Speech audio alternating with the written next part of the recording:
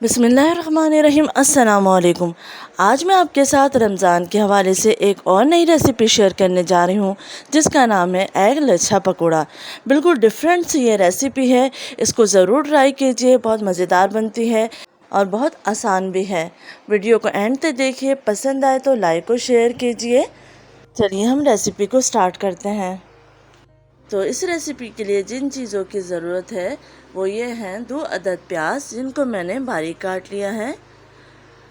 अब इसमें ऐड कर रही हूँ बंद गोभी 1 कप बारीक कटी हुई और आलू 1 अदद जिसको मैंने बारीक लच्छे में काट लिया है। 2 हरी मिर्चें हैं, हाफ़ टी स्पून नमक, हाफ़ टी स्पून पिसी हुई लाल मिर्च, कुटी लाल मिर्च, हाफ़ टी स्पून भुना पिसा ज़ीरा, हाफ़ टी स्पून। अब हम इसमें ऐड करेंगे बेसन आधा कप।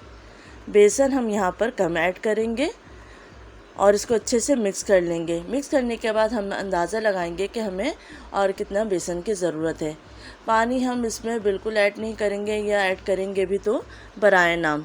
सिर्फ 1 टेबल स्पून के करीब आप पानी ऐड करें, इससे ज़्यादा पानी ऐड नहीं करें क्योंकि प्याज और आलू में भी पानी होता है तो वो अपना पानी खुद भी छोड़ते हैं। अब इसमें थोड़ा सा बारीक कटा हरा धनिया ऐड कर लेंगे। इसको अच्छे से मिक्स कर लीजिए। मुझे यहाँ बेसन थोड़ा सा कम लग रहा है तो मैं बेसन थोड़ा सा और ऐड कर रही हूँ। मिक्सर अच्छे से तैयार हो चुका है। यहाँ पे मैंने 2 अंडे ले लिए थे, इनको उबाल लिया था और 1 अंडे के मैंने 4 पीस लंबाई में काट लिए थे।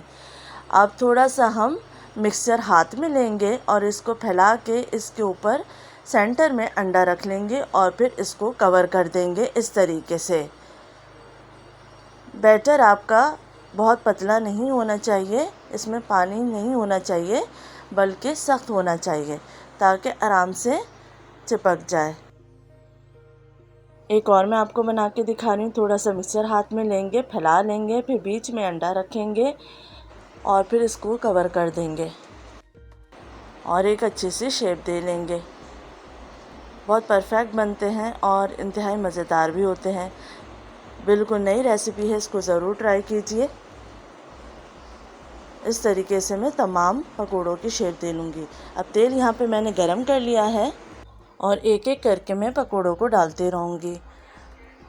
आपको पकोड़े मीडियम फ्लेम पे फ्राई करने हैं ताकि अंदर से अच्छे से पक जाएं। आप देख सकते हैं परफेक्ट पकोड़े बने हैं, बिल्कुल मिक्सर बाहर भी नहीं आ रहा है और तेल बिल्कुल साफ़ है। तो आप इसी तरीके से बनाएंगे, बिल्कुल परफेक्ट बनेंगे। इस बात का आपको ध्यान रखना है कि पकोड़े आपको मीडियम लो फ्लेम पे ही फ्राई करने हैं ताकि अंदर से अच्छे से पक जाए। बहुत क्रिस्पी और मज़ेदार ये पकोड़े बनते हैं। इन पकोड़ों का अच्छा सा अब कलर आ चुका है और अच्छे से अंदर से भी पक चुके हैं तो मैं इनको निकाल रही हूँ। आप देख सकते हैं कितने परफेक्ट ये बने हैं और कलर भी बहुत अच्छा आया है। तो ये मज़ेदार सा एग लच्छा पकोड़े बनके तैयार हो चुके हैं। उम्मीद है आपको ये रेसिपी पसंद आएगी। रमज़ान में इसको ज़रूर ट्राई कीजिए। अपना फीडबैक दीजिए, अपना ख्याल रखिएगा। अल्लाह हाफ़िज़।